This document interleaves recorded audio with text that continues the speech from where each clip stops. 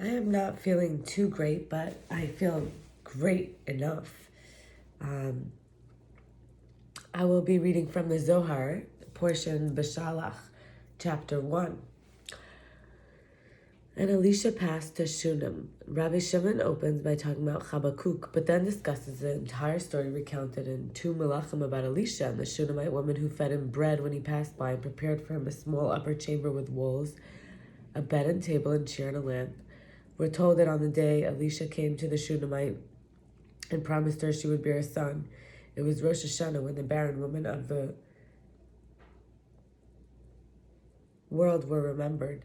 We are told that one must not be alone on the day of judgment because one might be noticed on his own and more subject to judgment, and the mercies of God are always present over the whole people together. Rabbi Shimon says that when Elisha asked the woman if she would be spoken for to the king, he was offering to beseech the supernal king on her behalf, but she didn't want to separate from her people.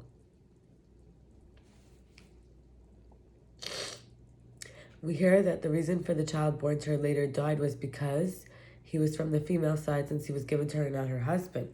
Elisha was not told by the Holy Blessed be that the boy would die, so that he would not try to save him through prayer.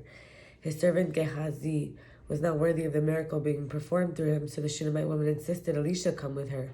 When Elisha lay upon the boy to bring him back to life, he reconnected him to a different high place, the place where life is found. Rabbi Shimon returned now to Habakkuk, with whom this passage began, and says that Habakkuk means two embraces, one from his mother and one from Elisha, one from the female area and one from the male. He tells us that there was various types of praises available to the prophets to cause the spirit of prophecy to dwell upon them, and that all prophets need pleasantness in order to draw that spirit upon themselves. Only for Moses was this unnecessary. Rabbi Shimon ends by saying that the children of Israel only tasted death when they departed from Egypt, but that God healed them. And it came to pass. This is it's pieces, so this is piece 1. And it came to pass when Pharaoh had let the people go, the Elohim led them not through the way of the land of the Philistines. That's from Shemos. Rabbi Shimon opened the discussion saying a prayer of the prophet Habakkuk upon errors from Habakkuk. That's the prophet. This passage is difficult and should be investigated. What is the reason for writing a prayer of the prophet Habakkuk rather than any other prophet of the world? For by them it is not written a prayer of Isaiah the prophet, or of Jeremiah, or Ezekiel, or Hosea, or the other prophets of the world. He responds, we've learned that Elisha merited in the world what no other prophet did except for Moses. Come and behold, it is written, it fell on a day, and Elisha passed through Shunem, where there was a great woman. This is from Kings 2, 4:8. What is meant by a great woman? It is that she was great in her actions, and the entire household was proud of her. She was the mistress of the house, and since her husband was not present in the house to be the master, she was mentioned instead of him. Piece 3, where there was a great woman. Another explanation is that she was greater than all the women in the world, because the other women were vexed and distressed when they saw a guest in the house and they would not spend money on him. But she rejoiced with the guest and spent money on him. When she saw Elisha, she was moreover happy with him, very happy with him. All the praise goes to the woman, because the guest of the house is the woman's. Therefore it's written, where there was a great woman, for she was greater than all other women. Number 4. And she said to her husband, behold, now I know that this is a holy man of Elohim. He asked, how did you know? How did she know that he was a holy man? He responds, the friend explained that she would spread a white sheet on his bed and never saw any mission of semen on it. Also a fly never passed on his table. Number 5, he asked, these words are difficult. You say she never saw an accidental omission from him, but there are many people in the world who are so and have no accidental omissions. What is the difference here? If you say a fly never passed over his table, why is there, and behold, now I know. Did only she and no one else know? Yet all those who saw him eat at his table knew just like her. He responds, but rather she spoke well. Behold, now I know. Only she knew, because she arranged his bed when he lay on it at night, and when he arose in the morning, it was so that she spread a white sheet in his bed. And by this did she know, for the way of the world is that when a person arises from his bed, the sheet on which he slept exudes a foul odor, but when she removed the sheet from his bed, it exuded scents like those in the Garden of Eden. She said, if it were not for the fact that he's holy and the holiness of his master is upon him, a holy scent would not arise from the sheet.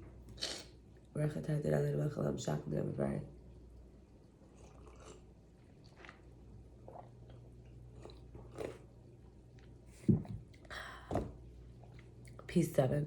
As a result, he had to separate from the house because a person cannot be so careful inside the house. But she said, let us make a small upper chamber, I pray you, with walls, and let us set for him there a table, a bed, a table, a chair, and a lamp. He inquires why these four. He responds, because they restore the congregation of Israel, which is Malchut, which is called an upper chamber with walls. And so it is called, for it is written, then Hezekiah turned his face toward the wall, Yeshaya. Number 8, a bed and a table and a chair and a lamp. He asked, the order of the passage is not the order of the usage, because first a chair is needed, and afterwards a table, and afterwards a lamp, and then a bed.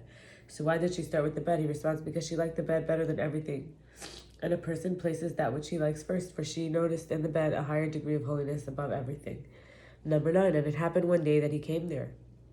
From Kings 2. He asked, and it happened one day, what day was it? He responded, as we explained, coming, behold, that was the holy day of Rosh Hashanah, the Jewish New Year, when the barren women of the world and the inhabitants of the world were remembered. He called the Shunamite and said, behold, you have been careful to take all this trouble for us. Therefore I must study the judgments of the world today, because today the Holy One, blessed be, judges the world, and because I separated myself to be alone in this place in the upper chamber with walls which was prepared for me, I must search the sentences of the world, meaning that whoever separates to be alone on the day of judgment is snared first, though he may be guiltless. Number 10, he asked, what is done for you? Would you be spoken for to the king or to the captain of the host? Is this important to a woman who never goes out or goes to the king's palace? But this day caused all the women, all the inhabitants of the world to await judgment, and on that day the Holy One, blessed be, shall be proclaimed as king, the king of judgment. He said to her, if you need the supernal king to forgive you for your actions, I'll speak and beseech on your behalf.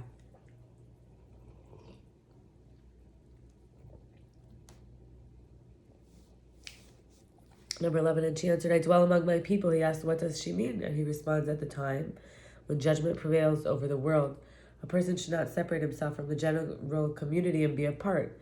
Then he will not be singled out above and will not be noticed on his own. For at the time when judgment prevails over the world, those who were distinctly known and recorded apart are caught first, even though they may be righteous. Therefore, a person should never separate to be apart from the people, for the mercies of the Holy One, blessed be, are always present over the whole people together. Therefore she said, I dwell among my people, and I do not want to be separate from them, as I have done until this day. 12, and Gehazi said, verily she has no child. 2 Kings. Elisha said to her, certainly the time is favorable for you to redeem yourself with a son, because the day induces it, for on Rosh Hashanah barren women are remembered. And he said, about this time in the coming year you shall embrace a son, and the woman conceived and bore a son in the season of which Elisha had spoken to her. Assuredly at that time and afterwards he died. He inquires, what is the reason that he died? He responds, because the child was given to her, not to her husband, and he was bound to the female place. Death awaits one who is bound to the female. Whence do we know that he was given to her? Because it is written, you shall embrace a son. 13, come and behold, by Abraham it is written, I will certainly return to you at the season, in Genesis, and not to her. I will be bound to you indeed, and not with a female, for death is premature for one who comes from the female side. And she went up and laid him on the bed of the man of Elohim, because she saw there a holiness that was higher than that of everyone. 14, and say to her, is it well with you? Is it well with your husband? Is it well with the child? And 2 Kings. From here we know that she is the mainstay of the house, for he inquires first about her well-being, and then her husband's well-being. She went behind the prophet, but before her husband. And Gehazi came near to thrust her away. This has already been explained. 15, but the man of Elohim said, let her alone. He inquires, why is it that here the verse calls him the man of Elohim, yet he was referred to as Elisha when he was in the city? He responds, here he was assuredly the man of Elohim, because here is his place, and not in the city, not at the time when the sons of prophets were before him. Thus, therefore, he was not called the man of Elohim, but rather Elisha. 16, and Hashem has hid it, peace 16, and Hashem has hid it from me, is as written, and Hashem reigned upon Sodom and Amorah, whereby and Hashem means he in his court of justice, and this is the court of law below. That's from Genesis, and Hashem reigned upon Sodom and Amorah. And this is the court of law below, meaning Malchut, and has not told me. He asked, why did Elisha not know?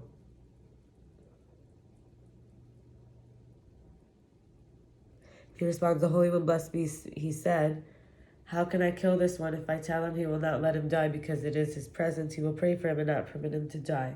But he must die. As we learned, it is written, you will embrace a son. He was bound to the place of the female, and death was caused from the female place. Therefore, he did not tell him. 17, and he said to Gehazi, gird your loins and take my staff in your hand, and go you away. It was explained that the ability to perform the miracle had departed from him, for he was not worthy of it. As Hashem lives, and as your soul lives, I will not leave you. He inquires, why did she continue to insist that he should go himself, although Gehazi was already going? He answers, she recognized the manners of that wicked Gehazi, that he is not worthy for a miracle to be performed through him. 18, piece 18, and he put his mouth upon his mouth and his eyes upon his eyes. Yes, why did he do it that way? He answers, Elisha observed and knew that this place of the female to which he is bound now caused him to die. Consequently, he put his mouth upon his mouth and his eyes upon his eyes, in order to bind him to a different high place, meaning in the place of the male, the place where there is life. 19, but he was not able to uproot him from the female place to which he was connected him before, until he aroused the spirit from above. He connected to the supernal place and returned to him his soul. If he had not done so, he would have not returned to life. And the child sneezed 7 times, and not more than 7, which corresponds to the 70 years of his life. As is written, the days of our years are 70. In the Tehillim Psalms by King David. Piece 20, this is Habakkuk the prophet, as it says, you shall embrace Choveket, a son. Habakkuk is derived from embrace. Yes, if so, he should have been called Chavuk, embraced. Why was he called Habakkuk, which means 2 embraces? He responds, 1 embraces of his mother, and 1 embraces of Elisha, who embraced him when he revived him. Another explanation, he received 2 embraces, 1 from his mother's side, and 1 from the prophet's side. 1 embrace from the place from which he came originally, meaning from the female place, as mentioned, and another embrace that raised him to the higher levels, meaning to the place of the male, as mentioned. Both these embraces are included in the mother's embrace and also in the prophet's embrace. He was therefore called Habakkuk, which means 2 embraces. Piece 21, a prayer, tefillah, of the prophet Habakkuk. In Habakkuk, he asks, what is the prayer that's mentioned here? He responds, this is the place to which he was originally connected from his mother's aspect, and this is the hand, tefillah, phylactery, the tefillin, meaning the nukva of Zera Anpin, that is called tefillah, upon errors. Means that the day he became bound with the errors of the world were suspended before the Holy One, blessed be, which is Rosh Hashanah as mentioned, and Gevura, which is the Nukva, dominated. This tefillah, which is the Nukva, was bound to him, so the female.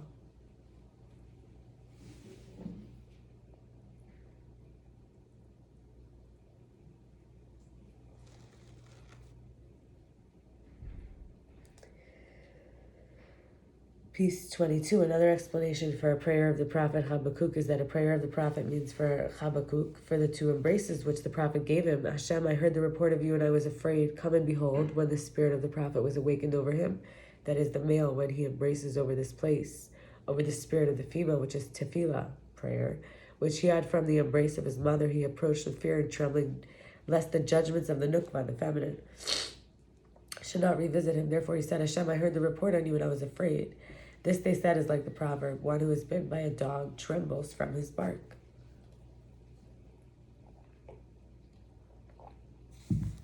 Piece 23, Hashem, revive your work in the midst of the years. He asked, what is your work? And he replies, he said it about himself, that he is his work. Revive your work in the midst of the years means give him life to serve you among the supernal years, which are the Sfirot. Another explanation, revive him so that he shall not die again. 24, on errors, Shigionot.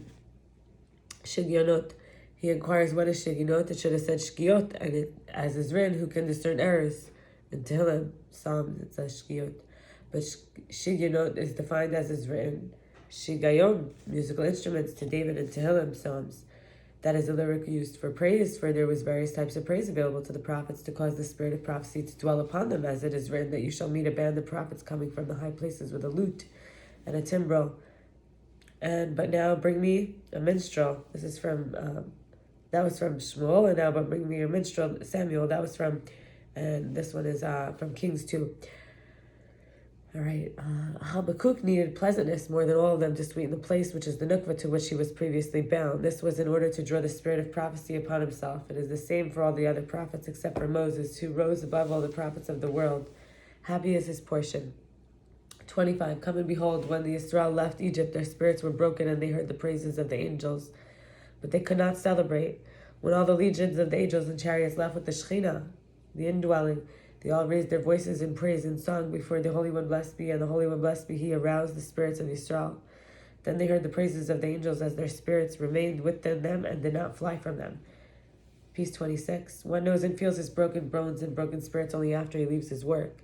Israel only tasted death when they departed from Egypt, but the Holy One, blessed be, healed them as is written, and Hashem went before them by day. That's from Exodus. All the roads exuded sense of healing, which entered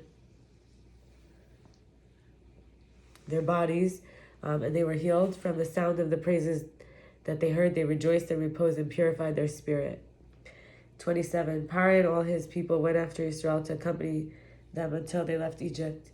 Likewise, all the supreme princes who were appointed over them and the other nations accompanied the Shekhinah and all of Israel until they camped at Etam, on the edge of the wilderness. This is what is written.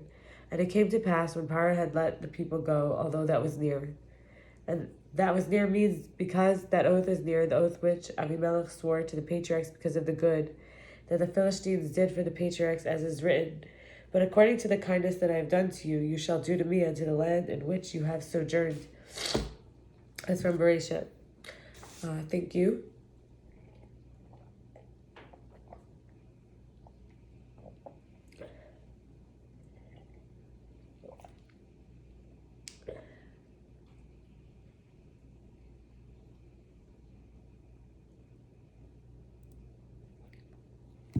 I hope you enjoyed it, and I wish you well.